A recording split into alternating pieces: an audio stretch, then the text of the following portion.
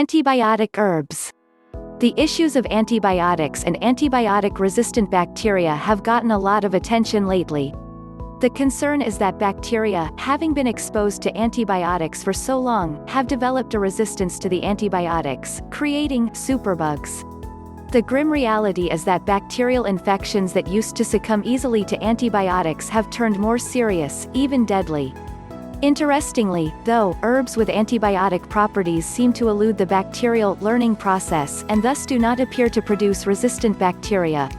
Antibiotic herbs can be used around the home for minor infections and as antiseptics to prevent infection. Here are some of the more useful antibiotic herbs. 1. Garlic. This smelly but effective herb is an antibiotic powerhouse. It's also widely available and inexpensive. You can even grow it yourself. How do you use it? Garlic works best when used internally.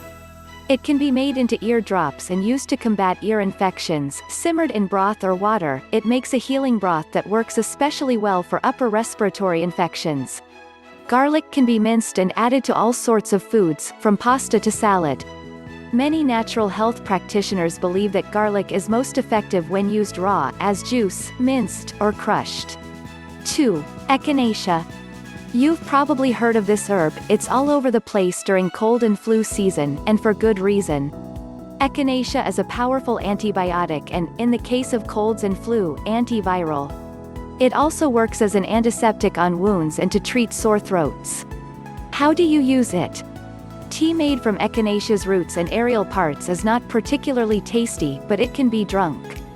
Such a tea can also be used as a wash for superficial cuts and scrapes.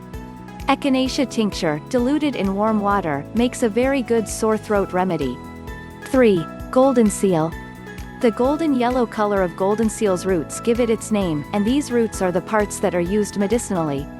Golden seal works well topically and internally, however, it is such an effective antibiotic that it can affect intestinal flora, and should not be taken internally for more than a few weeks at a time.